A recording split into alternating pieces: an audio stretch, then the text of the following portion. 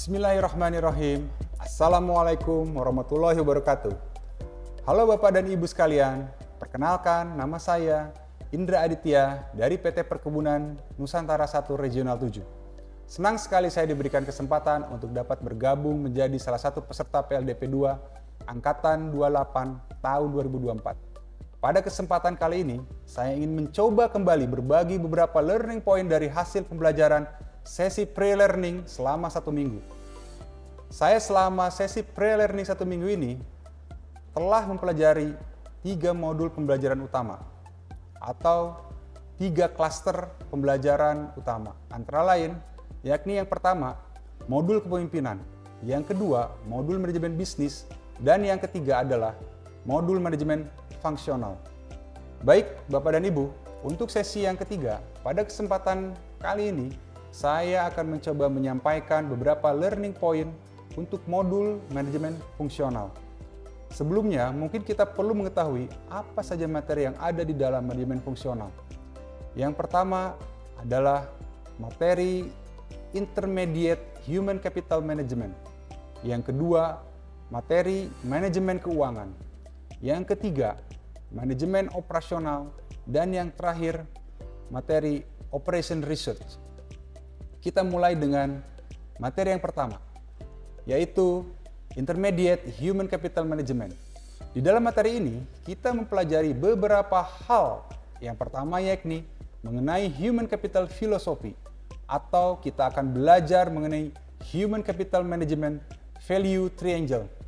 Kemudian, kita juga akan mempelajari The Roles of Human Capital Manpower Planning, kerangka kerja Manpower Planning. Apa itu manajemen kompetensi dan pengembangan SDM, kemudian apa itu manajemen kinerja, manajemen talenta, manajemen karir, dan yang terakhir, the last, adalah mengenai Human Resource Information System atau HRIS.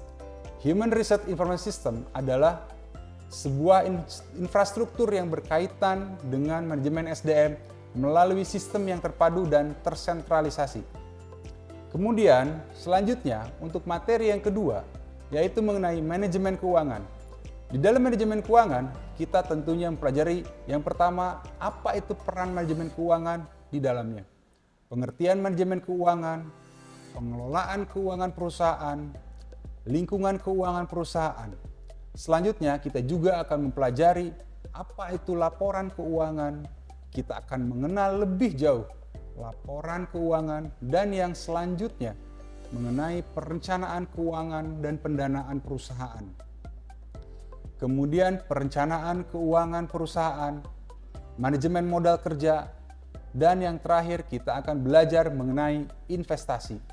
Untuk materi selanjutnya, kita akan belajar mengenai manajemen operasional.